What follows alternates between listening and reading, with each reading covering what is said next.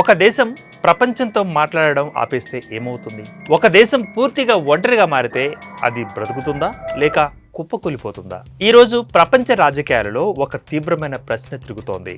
Iran ఇప్పుడు north కొరియాలా మారడం మాత్రమే మిగిలిన మార్గమా? ఇది కేవలం ఒక రాజకీయ ప్రశ్న కాదు. ఇది ఒక దేశ భవిష్యత్తు, ఒక ప్రాంత శక్తి సమీకరణం, ప్రపంచ యుద్ధ భయాలకు సంబంధించిన deep geo political debate.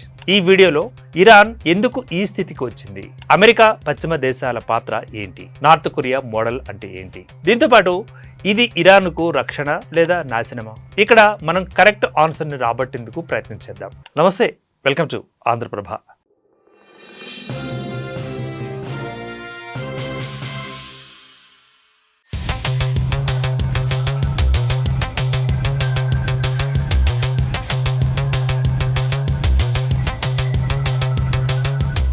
Iran ఒక సంక్షోభంలో ఉన్న దేశం. మధ్యప్రాచ్యంలో అత్యంత ప్రభావవంతమైన దేశాలలో ఇది ఒకటి.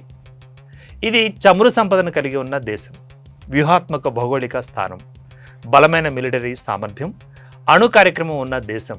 కానీ ఇదే దేశం గత 2 దశాబ్దాలుగా తీవ్రమైన ఆర్థిక ఆంక్షల్లో ఉంది, అంతర్జాతీయ ఒత్తిడిలోనూ ఉంది. దీంతోపాటు డిప్లొమాటిక్ ఐసోలేషన్ను ఎదుర్కొంటోంది.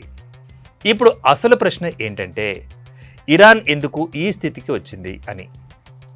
అణు ఒప్పందం joint comprehensive plan of action JCPOA కూలిపోవడం కారణమా? Let's analyse this. 2015లో ఒక పెద్ద ఒప్పందం జరిగింది, అదే ఇరాన్ న్యూక్లియర్ డీల్. దాని పేరు joint comprehensive plan of action.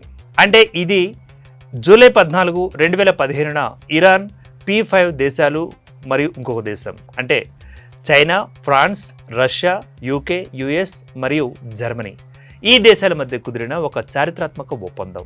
దీని ప్రధాన ఉద్దేశం ఇరాన్ అణ్వాయుధాలు తయారు చేయకుండా అడ్డుకుంటూ ఆంక్షలను ఎత్తివేయటం. JCPOA ఒప్పందం ప్రకారం ఇరాన్ తన అణు కార్యక్రమాన్ని నియంత్రిస్తుంది, పశ్చిమ దేశాలు ఆంక్షలు తగ్గిస్తాయి, మధ్యప్రాచ్యంలో శాంతి ఏర్పడుతుంది. తర్వాత ఏం జరిగిందంటే 2018లో అమెరికా ఈ ఒప్పందం నుంచి బయటకు వచ్చింది. అమెరికా మళ్లీ కఠిన ఆంక్షలను విధించింది.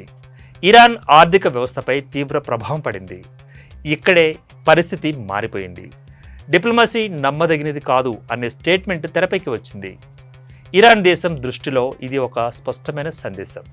కానీ ఇరాన్పై క్రమేపీ ఒత్తిడి పెరుగుతోంది.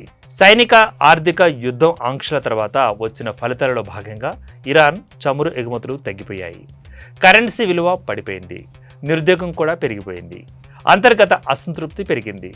ఇది ఇలా ఉండగానే మరోవైపు ఇజ్రాయెల్తో tension, America military presence, cyber attacks, secret operations ఇలా కొనసాగిపోయాయి. వీటి అన్నింటి మధ్య ఇరాన్ ఒక సురక్షిత దేశంగా కాకుండా కాన్స్టాంట్ ప్రెషర్ జోన్గా మారింది.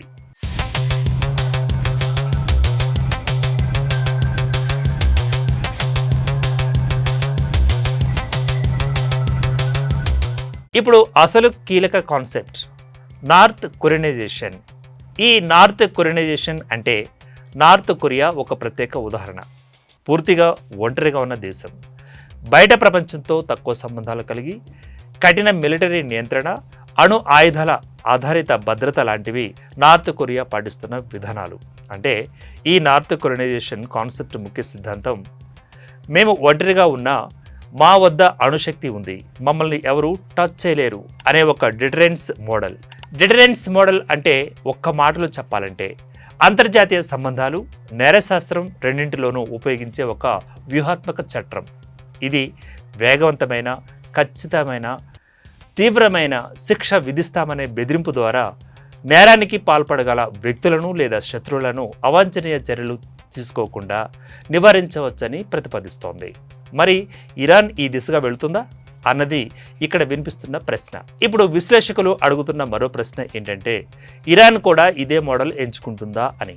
అంటే కొన్ని సంకేతాలు అలాగే కనిపిస్తున్నాయి. అణు కార్యక్రమాన్ని వేగవంతం చేయడం, పశ్చిమ దేశాలపై నమ్మకం తగ్గడం, రష్యా, చైనా వైపు మొగ్గు, రీజనల్ మిలిటరీ గ్రూప్స్ను బలపరచడం వంటివి. ఇలాంటి సంకేతాలు ఇప్పుడు ఇరాన్లో స్పష్టంగా కనిపిస్తున్నాయి. ఇవి చూస్తే ఇరాన్పై మరొక వాదన వస్తుంది. అదేంటంటే, డిప్లొమసీ విఫలమైతే కేవలం బలమే మిగులుతుంది. ఇది ఇరాన్కి రక్షణ లేదా ప్రమాదమా? ఇప్పుడు 2 కోణాలు చూద్దాం. ఇందులో ముందుగా పాజిటివ్ కోణం చూద్దాం. దేశ భద్రత పెరుగుతుంది, శత్రు దేశాల దాడులు తగ్గిపోతాయి, అంతర్గత నియంత్రణ బలపడుతుంది. ఒక్క మాటలో చెప్పాలంటే డిటరెన్స్ పవర్ పెరుగుతుంది. డిటరెన్స్ పవర్ అంటే తెలుగులో నిరోధక శక్తి లేదా నియంత్రణ శక్తి అని అర్థం వస్తుంది. ఇప్పుడు నెగటివ్ కోణంలోకి చూసినట్లయితే ఆర్థిక వ్యవస్థ కుప్పకూలిపోతుంది, ప్రజల జీవితం కష్టతరమవుతుంది, అంతర్జాతీయ ఒంటరితనం పెరిగిపోతుంది, టెక్నాలజీ అభివృద్ధి కూడా తగ్గిపోతాయి. ఇవన్నీ నార్త్ కొరియా దేశంలో స్పష్టంగా కనిపిస్తున్నాయి. కానీ ఇది ప్రపంచ రాజకీయాల అసలు గేమ్ అని ఒక్క మాటలో చెప్పకనే చెప్పవచ్చు.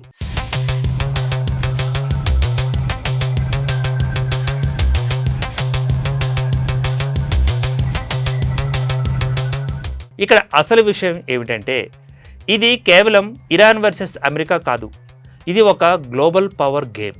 అమెరికా దేశాన్ని సూచించేది శాంక్షన్స్, డిప్లొమసీ, ప్రెషర్. రష్యా సూచించేది వ్యూహాత్మక మద్దతును, ఇక చైనా దేశం సూచించేది ఆర్థిక భాగస్వామ్యాన్ని, ఇజ్రాయెల్ దేశం సూచించేది సెక్యూరిటీ థ్రెట్ పర్సెప్షన్. సరిగ్గా ఇరాన్ దేశం ఈ గేమ్లో చిక్కుకున్న దేశంగా మారిపోయింది. ఇప్పుడు అసలు ప్రశ్న మళ్ళీ ఉదయిస్తుంది. అదేంటంటే ఇరాన్ నార్త్ కొరియాలా మారితేనే సర్వైవ్ అవుతుందా అంటూ. ఈ ప్రశ్నకు సరైన సమాధానం వెలికి తీయడం అంత సింపుల్ కాదు. కొందరు అవును ఇది సర్వైవల్ స్ట్రాటజీ అంటారు, మరికొందరు కాదు ఇది సెల్ఫ్ డిస్ట్రక్షన్ పాత్ అంటారు. నిజం ఏమిటంటే ఇది బైనరీ చాయిస్ అయితే కాదు, ఇది ఒక continuous geo political struggle. Final conclusion ఏంటంటే ఇరాన్ కథ మనకు కీలక విషయాన్ని చెబుతోంది. ప్రపంచ రాజకీయాల్లో శక్తి మాత్రమే కాదు, నమ్మకం కూడా చాలా ముఖ్యమని పేర్కొంటోంది. నార్త్ కొరియనైజేషన్ ఒక తాత్కాలిక రక్షణ కావచ్చు, కానీ అది దీర్ఘకాలిక అభివృద్ధికి మార్గమా అనే ప్రశ్న ఇంకా ఓపెన్గానే ఉంది.